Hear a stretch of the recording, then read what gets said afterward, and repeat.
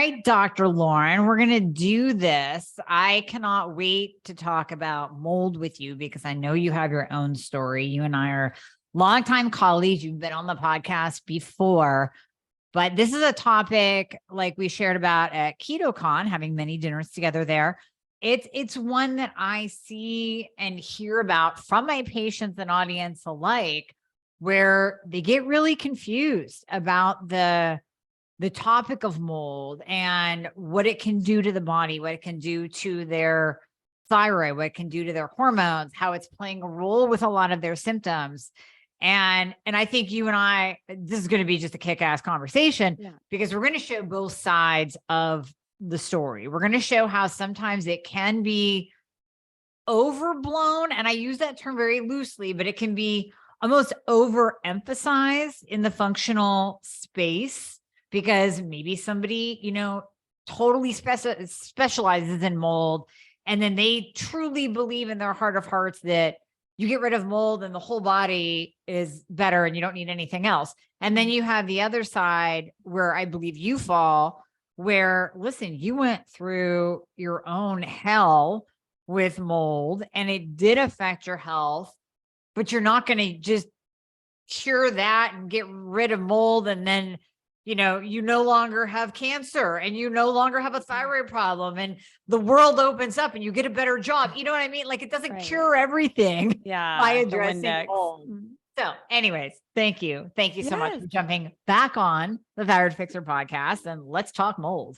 Super pumped to be here. And yes, I guess it's so interesting that you talk about it being like an overblown or just a blown up topic in general. People are talking about mold, not even just overblown, but when I was going through mold, like I guess 2018 is when it started to come onto my radar. It was still like not really being talked about actually.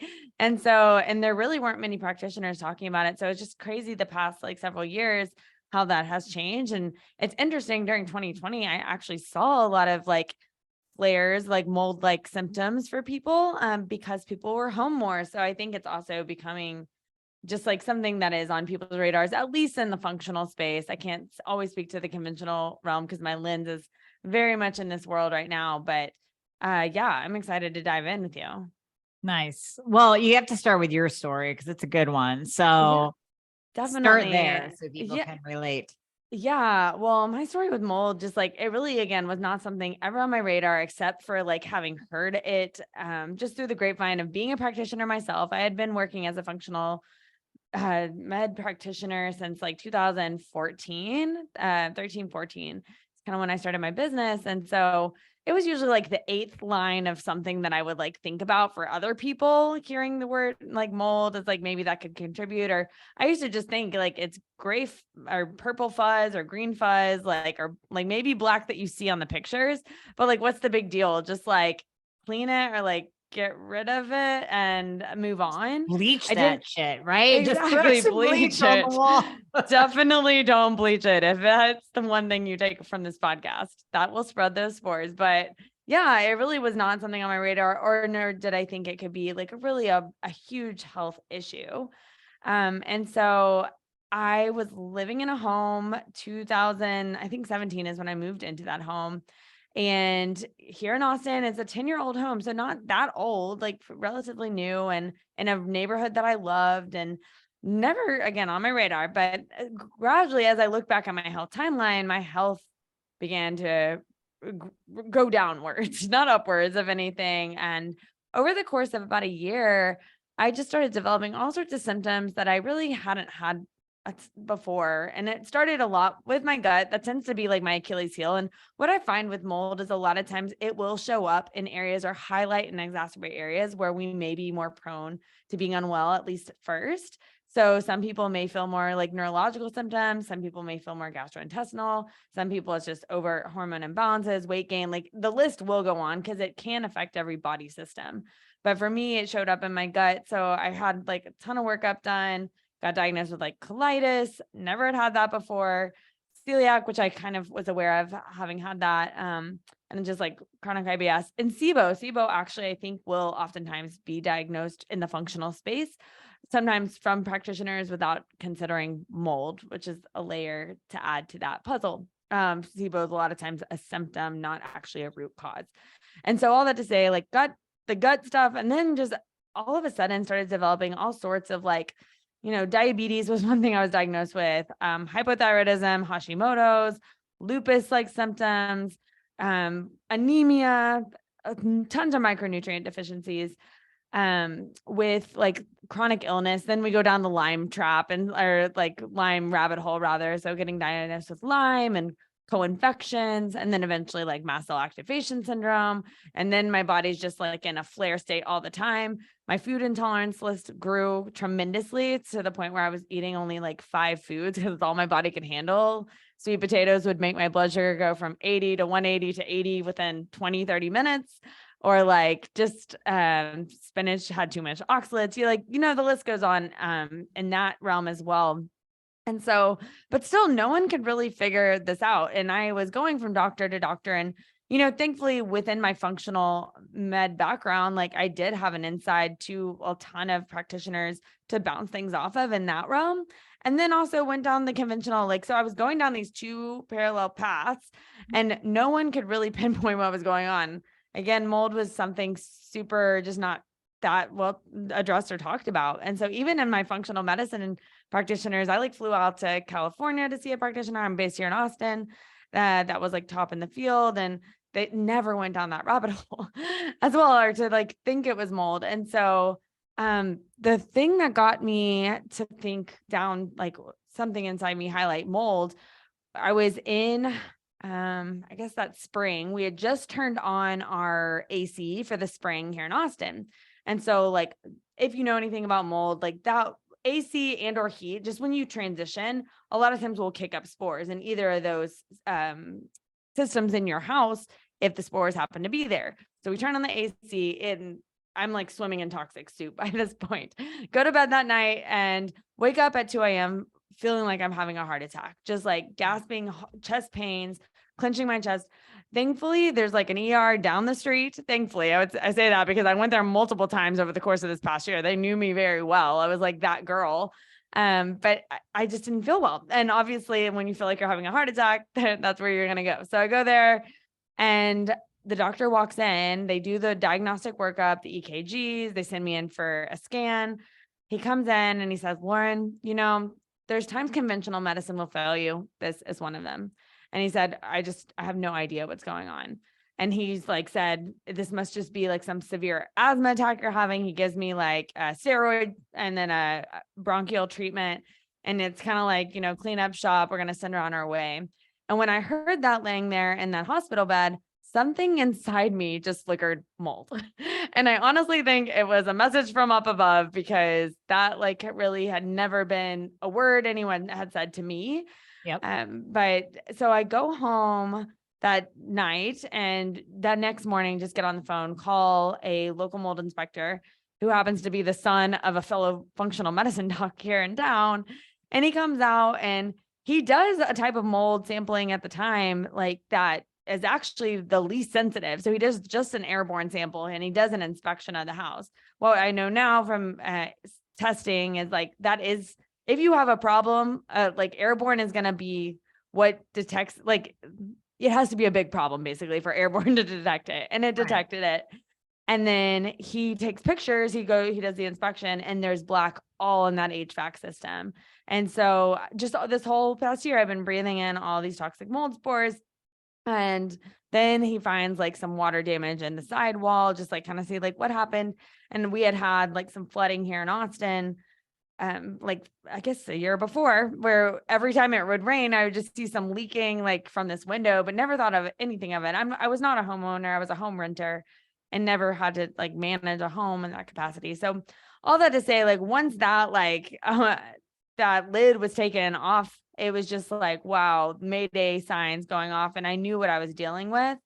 And then you just go down the whole mold cyclone of just everything, walking away a fire had happened by the end of it, because I was so sick to everything, sick to myself. Even I would go to bed at night just smelling my hair, could not handle it. There was mold all in my body, and then mold on just everything I owned. I got rid of everything. Again, a fire had happened. including my car, including my just like computer that I was working on, and Are you serious? my You got rid of phone. everything, Yes, like because I everything. just could not handle it. My body was just, and at that point, my immune system was so in fight or flight. My gut was so just, I say insufficiency dysbiosis, like just not enough healthy gut bugs there to help me with my defense. And it was just, yeah, super stressed. And so all that to say is it was a very long climb out of that, because if anyone has been through mold or known someone that's gone through mold at that level, by that time that you were in fight or flight, it's very challenging a lot to find a place like that you can be in, like not fight or flight, because Right. you are like my immune system, my mast cell activation syndrome had me reactive, like chemical sensitivities galore.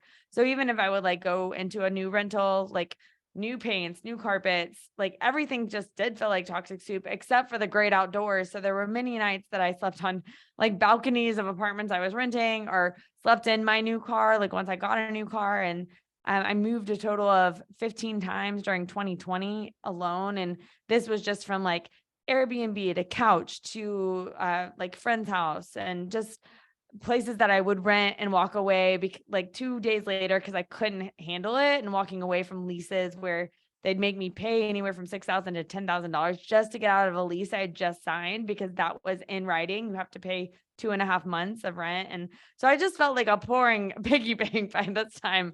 And just feeling so stripped. And it is such a spiritual journey too, of just like feeling like you are taken down to the studs internally. And all along the way, though, something inside me, and this is like my human design, it was just like, I'm gonna figure this out. Like I saw I was gonna get through it on the other side. And I knew it was gonna be a roller coaster. And I knew this greatly just because of my own health journey prior to going through mold. I had struggled for 15 years with chronic anorexia that I almost died from. And same kind of thing, like systems-based treatment where doctors would say there's nothing that's going to help you or could cure you. And so, and having like that same grit mindset, or remembering that, and that is what got me through that journey. And so I really held on to that. And that would be an encouragement for anyone listening to this and know someone going through this, or that is going through it themselves, is like, it all is about biology of belief to start. Like if you don't see a light at the end of the tunnel, Yeah. like you're going to stay stuck. And that is something I have such amazing people that came into my life over the course of those years too. But one in particular, her name's Suzanne, and she's called the mold canary or mold whisperer here in Austin, is what she's known as. And she actually has diagnosed like several of my functional medicine doctor friends with mold before they knew they had it. Like as a patient, she was like, this is what you're going through. So she's like in her 70s and very well known. And we call her the whisperer because she will walk through like homes with people, and she'll be able to see, like, say there's mold, there's not mold here, or like walk through a new building and even like be like, there's mold in the sidewall, and the builder's like, no, this is brand new. They'll cut out the wall. Sure enough, it's there. She can just feel, and she's kind of taught me that skill over the years, like Karate Kid style. But all that to say, like one day I asked Suzanne while I was in the thick of it, like, what do you see as the difference in people that get over this versus people that don't?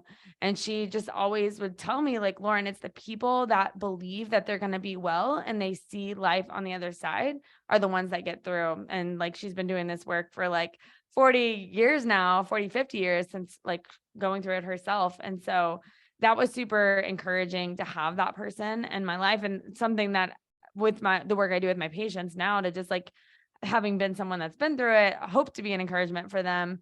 And that, but it is a very toxic world, not just like overtly going through mold, but once you are like diagnosed with mold, you can easily put on that Sherpa bag. And we were talking a little bit about this yesterday, and like going down the rabbit holes of like Facebook groups that are all about mold, or like whatever communities or blog articles you read, and you just really begin to identify with mold. And in a way, the more like you hold on to it, the more it holds on to you. Yeah. And so as I've walked away from it more and more, the more I've healed. So to the point where I'm able to now go into places that have mold, I can detect it. I still have my canary nose, but my body does not react in the same way, fight or flight. And there's been a lot of internal healing as well that's gone on. But all that to say, there's a little synopsis, a long-winded synopsis of my story, and really just some of my passion, explain some of my passion about this topic.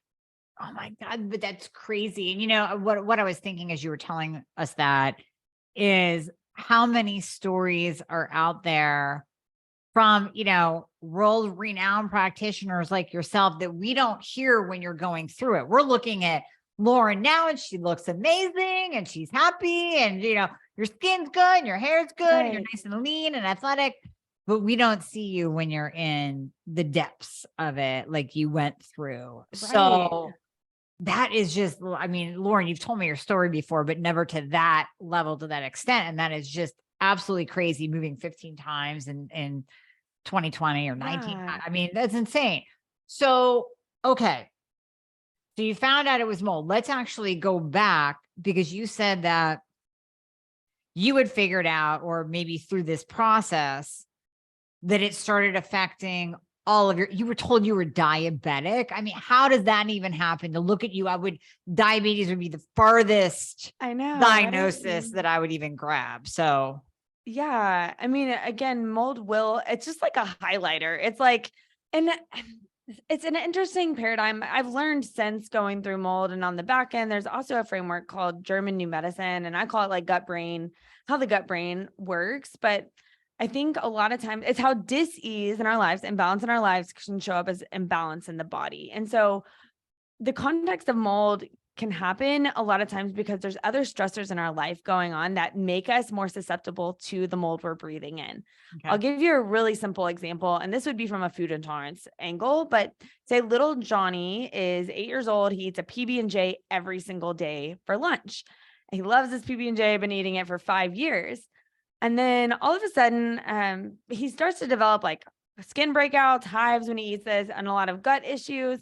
So he gets worked up, and it's just concluded that he has a gluten intolerance and a peanut allergy. He just needs to cut out those foods. However, when we do the timeline history of little Johnny and what was happening prior in his life, prior to like getting sick with the PB&J, we realize he was eating a PB&J when he witnessed his mom and dad have an all-out fight that led to his dad walking out and eventually their divorce. And the way that the limbic system works is it locks that in. And so it begins to correlate PB&J with stress. And so anytime that little Johnny eats PB&J is when his little body gets stressed. And so I found the similar correlation with mold and like why it would highlight in different areas of the body. So for example, with gut, it's starting for me there, indigestible conflicts a lot of times will show up in the gut. So what in my life at that time was going on that was indigestible, and my brain was processing this. And 95% of our thinking is subconscious thinking. So it's like we're not even aware of these thoughts. It's just downloads, and we're having like 50 to 80,000 thoughts a day, like whatever the statistic is, but there's a lot going on in that brain of ours. And so at that time, I was working 12 hours a day in my practice. I was working out a lot to like offset a lot of my like personal stress. I was sleeping 4 hours a night.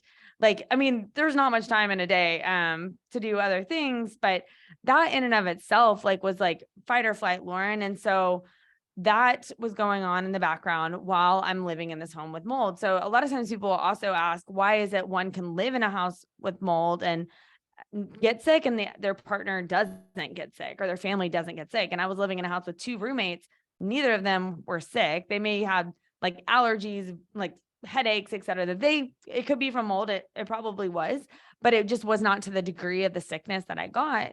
And it just a lot of times depends on that threshold of stress. And so all that to say is mold can highlight different areas of the body. A lot of times also because at a subconscious level, there's certain stressors, and the brain is mapped for 1,000 different conditions depending on specific stressors. So like skin issues, a lot of times are related to like an attack conflict. This could be self-attack, like me being the hardest on myself, being in my head. It could be related to being bullied in middle school. Think about how many teenagers have acne, and it's like your skin is your protective mechanism. So that's how it's showing up. Thyroid issues can be related a lot of times to a morsel conflict. So something that maybe I can't swallow or that I feel stuck in. So it really, it's very deep. Hashimoto's is an autoimmune condition. So that's like self-devaluation conflict is a lot of times at a root of that. And if you can think about so many more women have autoimmune diseases in general, so many more women have thyroid issues in general, who tends to be harder on themselves comparatively? Generally speaking, I would say a lot of the guys I know in my life tend to be more confident and more egocentric than us women. And so I think that's also a reason why correlation with mold can show up as different systems, but there's really no system that the mold will not touch. And again, it can be a lot of times our Achilles heel that'll be highlighted first. I will say one more thing on that too, is like, weight gain is a lot of times a symptom of like thyroid issues or of mold, toxicity in the body. And I had actually a lot of weight imbalance as well. Like for me, my like default, just from my history of my eating disorder, is weight loss when I'm under stress. Okay. And my body goes into catabolic mode as opposed to anabolic mode, even without like I was eating like trying to eat 3,000 calories a day and still losing weight. And a lot of times like folks will be on the flip side, like, hey, I'm eating so pristine and clean, or maybe not eating much at all, and I'm still gaining weight. Why is that? And it is because your body is in a fight or flight mode. A lot of times when exposed to this biotoxin, the mold spore, which actually, if you do look at history, like research, it's used as a weapon, a biological warfare weapon of these mold spores. And so that's how your body sees it too. Interesting. So why is it that, and this is going to kind of piggyback off what you just said about how some people are more sensitive. Do we know the why? Why is it that I can be exposed to mold? Because I'm sure I have been, right? I'm living in a house that was built in 1976, but like you said, I mean, chances are pretty darn good that even if you're in a new house, you could still have mold. I once built a house, and I remember within the first year or so, I mean, we were finding black mold in the garage, and it was a brand new house. So why is it that some people are more susceptible, assuming that we have all been exposed, which we most likely have been? Yeah, 100%. And we can circle back to like actually old builds are better than new builds sometimes because of the way we're building nowadays.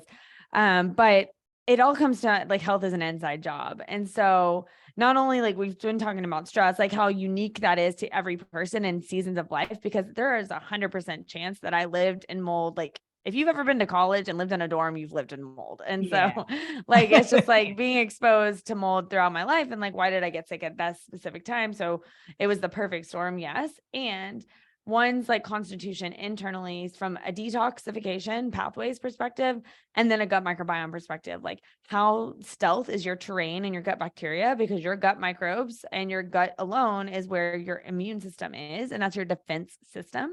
And so if you've got insufficiency dysbiosis, not enough healthy gut bugs, or just an imbalance of gut bacteria in your gut already preceding that, mold exposure, like you are going to be more susceptible because your good gut bug army is not there to defend you. And so, on the back end of a journey of like so many chronic diets that I was on for years and my eating disorder, like my gut terrain was already wrecked. And so, I mean, my mold journey just really highlighted my love of the gut even more. And then from a detoxification pathways perspective, so like methylation is a hot topic, or has been in the past. And just like that really means how fast or slow you can detox. And so a lot of times under-methylators will be poor detoxers. So you're not able to clear or like break down toxins or clear them very well. And then 25% of the population will also have a genetic predisposition that's called the HLA gene, where you're just not able to detox mold super well either. And so I would say at least 1 out of 4 people will be more prone to being in that like really chronic mold illness state. Whereas others that, I mean, we could say with methylation, that's kind of like 50-50. Like some people with just poor methylation and not the HLA gene will still be in a struggle bus situation. But a lot of times people that are exposed to mold, once they're removed from it and they start feeling better, their body's able to dump it and clear it, and they can move on. That's a vast majority of people too. So it's so interesting what we see nowadays, like in functional space, because there's kind of like a one size fits all approach of like, hey, you got mold, this is how you get rid of it. But it doesn't work for everyone that way, because everyone, like depending on the chronicity of it and just like what your body's ability to detox it, because sometimes if your body's not able to detox mold super well and you just start taking binders or antifungals, you're not going to be able to like handle those well, because you're probably going to be detoxing into yourself. And so you have to open up your channels first. Whereas one that is a bit more stealth and can detox on their own better, they're like, hey, I took some binders and my antifungals, I'm done with mold. And they feel like that's the cherry on top. It's the end of the story. So Right. Well, no, I'm glad you mentioned that because it's something that we talked about off air as well, that a lot of people will test themselves, which I want to get into, the right testing, will maybe just throw on some binders and some antifungals and call it a day. And that might work. That might be all that they need. That might be enough. But then it also might exacerbate the problem. So, Lauren, can you get into, first of all, I just kind of opened a can here. I want you to talk about the type of testing that you did on yourself and that you now do on patients to Yeah. determine mold within, not just Right. in their home, but within their bodies. And then what kind of treatment did you do? What do you see? Um, Yeah, is definitely. what do you see is an effective treatment for mold with your patients? Yeah, 100%. So testing wise, it's such a wild west still because there are your mycotoxin urine test that you can take and it'll show mold in your urine or how elevated your spores are. But the thing about these tests is like sometimes a lot of times they are picking up like food sources, food stuffs. Like if you eat anything that's shelf stable, whether it's like, rice or beans, if you're eating those, or like nuts, or just like, I mean, even like bars that are like, these keto bars, et cetera, like anything that's been sitting for a while Mhm. can contain some mold. So that is something to be aware of. And there is a test out there that'll pick up ochratoxin pretty much in every single sample I run. And so I think you have to take those with a grain of salt. And a lot of times it's just really contextual that I use now, just thinking like timeline wise, where are they living? When did they start getting sick? Like, did it correlate with them moving into their house or like into the workspace Yep. that they're in? Kind of like back to my own journey of like my health really declined when I moved on that house, like, and no one ever correlated that. So I think that a lot of times can paint a picture because sometimes too people run these mold tests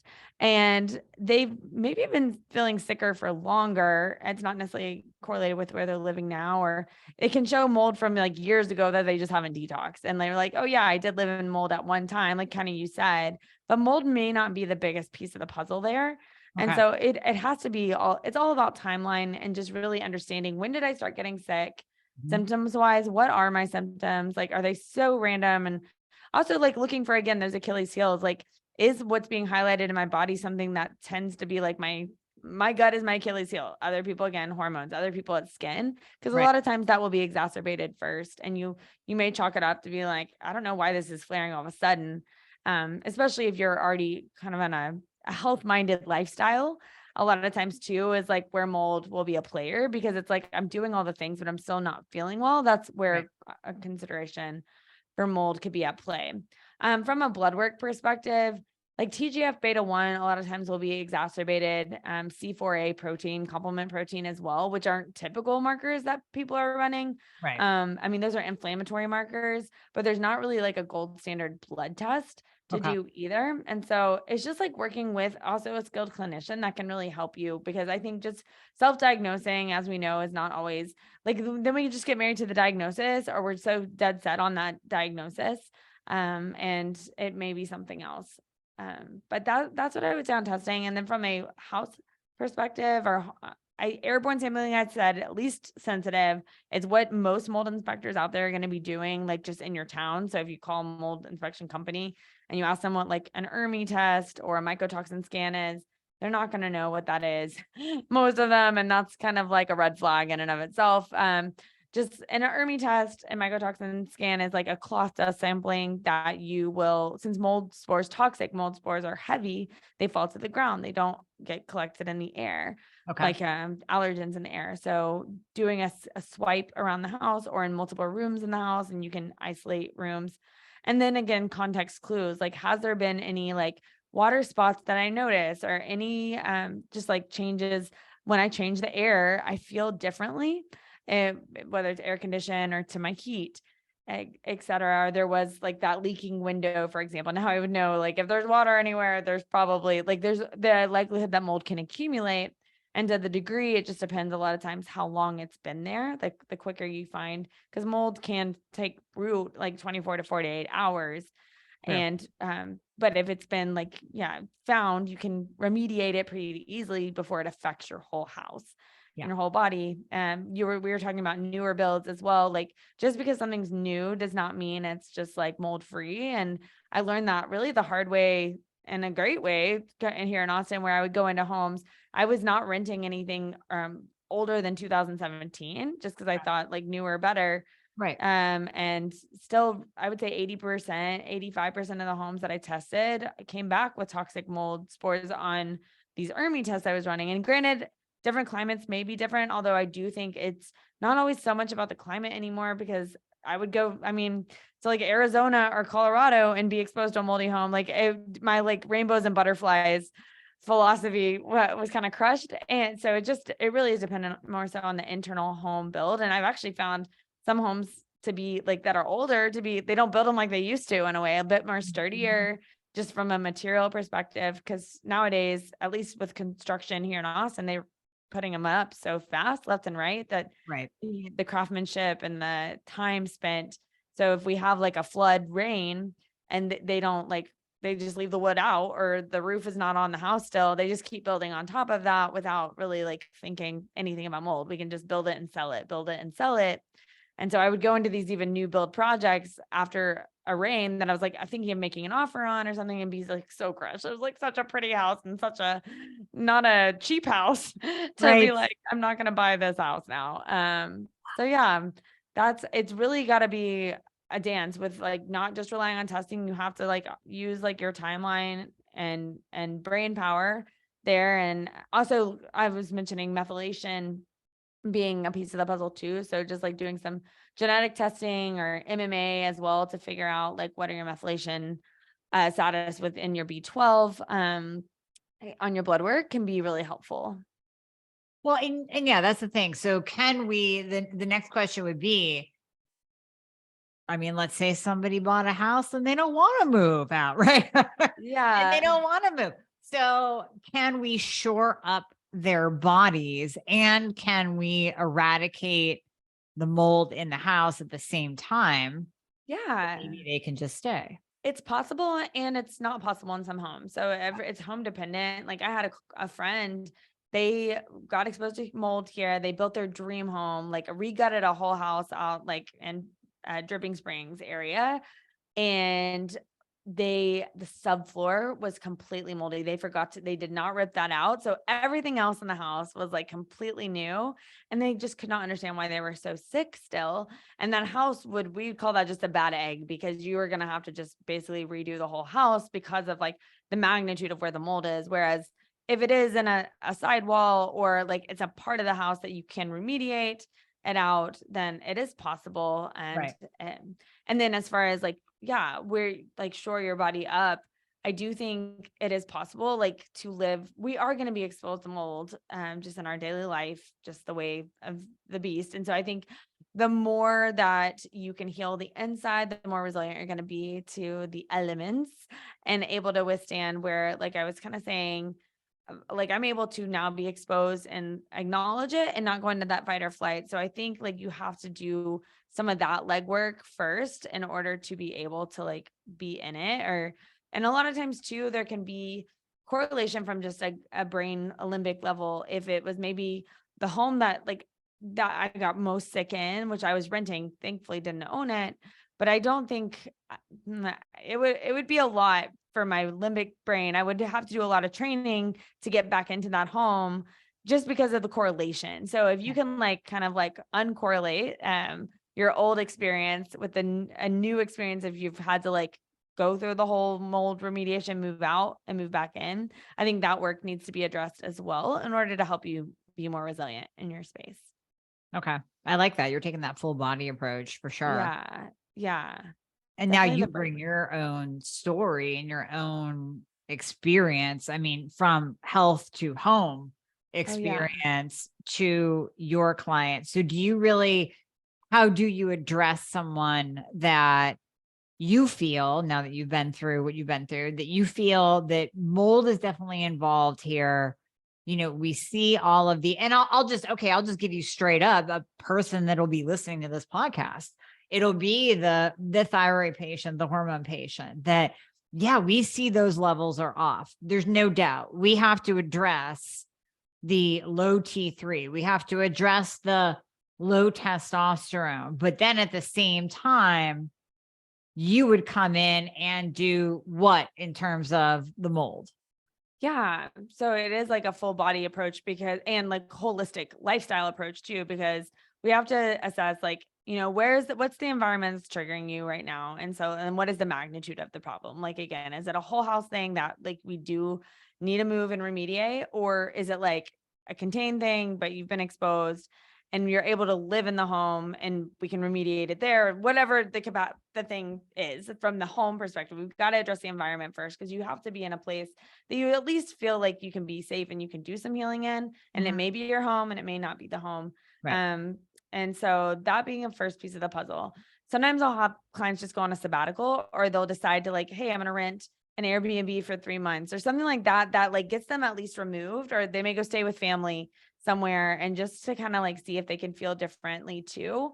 Sure. And that being that piece. And then from a just health perspective, I really start with foundation. So one of my very favorite questions to ask my clients at the end of our work together is, what helped you the most in your healing? And never once has one said a laundry list of supplements or a restrictive elimination diet. It's always something to do with like lifestyle and or stress, or like both, and that being unique to them. And so like one client, it was like, connection, like having more community and people back in their life, because mold is so isolating. Another, it's been like really connecting with like, or just getting outside, being outside more in like sun. For me, like sauna was a big piece for me. That was helpful for just detoxing. It's something I still do, as it was yoga, just kind of get out of that fight or flight. And so I hope individuals find like something or some things that are going to be helpful on that path. And then a lot of times I'll do a supplement detox with them, because a lot of people come to me already with their like bag and of everything, The bag, the list. the bag. Yeah. I know. I had boxes, actually like whole storage container boxes full of them. And Seen it the all. day that I threw it out, like the kerplunk I heard in the garbage can, it was just like, I felt so free and liberated. And so I'll do that with clients a lot of times. And then we just start on like, we have to open up the pathways and open up the channels so your body can detox on its own, while also simultaneously beginning to build up the gut bug army I talk about, because we have to make the gut more resilient. And that's going to be a process before we do any like heavy duty detoxing. And even if you've already been down the like functional, like I have had a client that had been detoxing from mold for like 11 years and from Lyme, and like he keeps doing antifungal treatments. And I'm like, he needed to take a break from those because his gut bug army is really destroyed. And so, and when I talk about opening up the pathways, like you have 7 detox pathway channels that like from your liver to your gallbladder, your lymphatics, your circulatory system, your kidneys, your skin, your gut bacteria alone, and then your colon, like your just gut, are all detox pathways that we have to make sure are clearing. So if you're not pooping every day, for example, we need to make sure that's happening, because like you're going to, again, detox into yourself. Right. And I do this, simultaneously with some lifestyle practices. So things, whether it's sauna, dry brushing, if one lives near the ocean, like sea salt, or even like the float tanks can be really helpful. I personally didn't handle a lot of supplements with the mast cell. And so I work with a lot of sensitive folks a lot of times. So there's some homeopathy I'll bring in. I tend to find that be gentler for opening up drainage pathways. So making sure you're draining.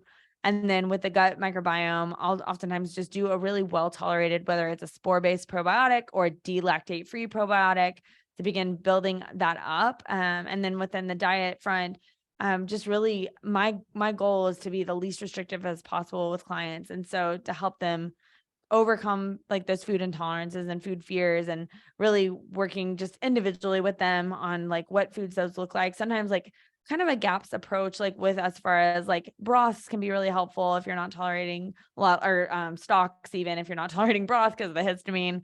DAO enzymes can be really helpful for people that have histamine responses. So just this integral like foundation building period is really, we got to set the body up to be able to like detox better. And then, just back to, again, the lifestyle and the stress less. Like actually I was such a poo-pooer on yoga before mold. Like I just didn't have time for it. I needed CrossFit every day. And so it was like actually such a saving grace. And I found power yoga. I love power yoga still. Wait, it's got to be the vibe. power. It's got to Exactly. be. I'm still not a yin yoga person, but I did find yoga and that was super helpful. So helping people find that mind body practice. And then what was such a huge catalyst, and I am integrating this now earlier than later, because it was actually on the back end of my journey that helped everything skyrocket, is the gut brain retraining and gut brain work, or some people will call it limbic system retraining. I didn't have the capacity. There's some programs out there that like, they say you have to do an hour a day practice and you have to watch these videos. And I'm just like, my attention span at the time was not able to do that. And so inadvertently, I learned this during a training I was in as a practitioner for just some like limbic work to help my clients in general. And I didn't realize how much it would help myself. And so it's definitely something I integrate now, and just some gut brain rewiring sessions that I'll do with clients that are just really pivotal in helping you understand what is the root cause conflicts that your brain is correlating with mold. And in order to distill and get out of that fight or flight, we know the body keeps the score. And so, and a lot of times like our issues are in our tissues. And so even just releasing, we call them the big 6 negative emotions, and learning how to do that, which would be anger, fear, sadness, hurt, guilt, and shame. And individually, I worked through those, and now that's something that I'll integrate. So it's just like mind blowing how much of a red carpet that can be to healing. And so yeah, that is foundations. And then we can move into talking like, detox, then the person's ready, if ready. Like I honestly never took a binder in my whole detox journey. They would constipate me very quickly. And so I tended to use more like soluble fibers that are just like prebiotic in nature for one. So continue to build up my good gut bugs and helping me also with poo regularly. Yep. And then probiotic therapy actually was very impactful. And I think that's something very underrated. And again, back to my love for the gut, I was just like, there's so much research out there that when the gut is in a healthy state, you just look on PubMed and you'll see hundreds of thousands of studies now, whatever your pathway is. And so just took a broad spectrum shotgun approach to just addressing my gut and rebuilding it back to be stronger. And that really helped me overcome. And then I guess on the back end, so if you do antifungals or binders, like on the back end, you still are going to want to rebuild the gut. And that would be kind of like the third piece of that puzzle. Well, when you say the probiotic, would you say like a probiotic? What was your word? It's probiotic therapy. Therapy. I've never heard of probiotic therapy. So are you talking about bringing in different strains of probiotics? Because I'm a huge proponent of, here's what I can't stand. And I know that you'll agree with me. We didn't even talk about this. The people that are taking Activia day in and day out because they read that a probiotic is good for them. I'm like, wait a minute. You have so many trillions of good bacteria and you're only feeding a couple billion guys. Like that's it. Like you're starving out the rest of the troops here. So when you say probiotic therapy, are you talking about like cycling different ones in and out?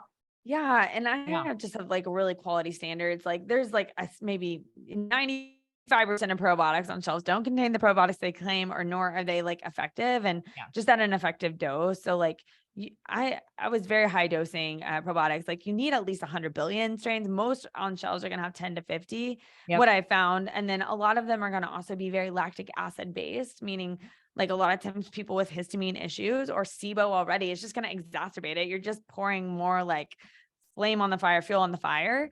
Whereas like triple probiotic therapy would be like a combination of like your bifidolactic species, but a good like delactate free is what it's called. A spore base, and then a Saccharomyces boulardii, which is actually like a yeast, but I use those just synergistically. And then sometimes bringing in like short chain fatty acids and prebiotics. I try to get those mostly in the diet. Even though like just like soluble fibers, and I've said soluble a couple times. Soluble just means like it's gel-like in nature and it's just better dissolved and absorbed. A lot of times people will say I eat vegetables and I feel more bloated, or like the FODMAP sensitivities that are out there with a lot of like cruciferous, et cetera. Whereas opposed to like, if you can think about a really well-cooked vegetable in general, but like well-cooked carrots, soluble, like winter squashes, summer squashes, greens, like cooked down. So I was doing a lot of just like foods that were easier to digest and as well as fed healthy probiotics. So that's kind of like my approach from a gut perspective. No, totally. And I wanted you to expand on that because I didn't want people to think that they could just go out and take probiotics. Oh, yes, And exactly. call it a day. I mean, you're looking Yeah. at the food sources, you're looking at the prebiotic, the probiotic, the type of fiber it is. So it's a whole protocol. I mean, It we could is. have you back on to talk about the limbic system and, that whole connection to every disease. We could have you back on just to talk gut. I mean, it's amazing how many we could go down a lot of different rabbit holes. We really could. I know. I oftentimes say it's like I went through like undergrad medical school for like 25 years just with my own health journeys. And just like, I'm so thankful for it now because it just forced me to learn lessons the hard way. And now here to teach others and here to help heal. It did. It did. That's why so many of us are here I is know, paying seriously. purpose. That's why we Absolutely. get into it. So if you could tell anyone out there that is thinking that mold might be an issue, might be an issue, or maybe they have a test, they're like, mold is an issue. What advice would you give them right now? Yeah, I mean, kind of back to my first point. It's like just knowing there is an end in sight. Like this does not have to define you. And I think to methodically approach it, I would say not going it alone is very helpful. And so connecting with someone like yourself, or a practitioner, like just that does this work and like is helpful to support one just holistically. Right. And then as I've kind of addressed here, just like you got to focus on those foundations first. So like pooping is going to be essential. Sweating is going to be essential. Breathing is going to be essential. I think those are just great detox, like exhaling, pooing, and then excreting through sweat, ways to kind of like get started. Well, people don't realize that is a detox. Like when Yeah. you breathe out, Exactly. you are detoxifying something as simple as that, and it's free. Totally. Yeah. 100%. Yeah. But no, if they are interested in working with you, because you've walked the walk, Yeah. you help many others walk the walk, many, how can they find you? Yeah, definitely reach out. drlauren.com is my website, as is my handle on Instagram, and I'm pretty active over there. So, and Lauryn is the Y in it. So DRLAURYN. And yeah, send me a message. I do have a booking link where we can do a complimentary consult on both my website and on my Instagram link. And so would be happy to connect and just like help you game plan and problem solve what the next best step could be. Yeah, we'll put all the links in the show notes, but you also have a mold survival guide. I do. Oh yes, I have that on my website as well. Yep. So we'll link to that as well, so people can at least start there, grab that, and then know how to take the next step. So, Dr. Lauryn, thank you so much. Thank you again for jumping on. Thank you for coming back, and thank you for sharing your story and all of your knowledge about mold. All things mold. Thanks for having me. I love chatting with you, Amy. You're awesome. Absolutely, my dear. Well, we will definitely have you back on to talk about all the other things too. All the things. Yeah. That sounds like a plan. All right.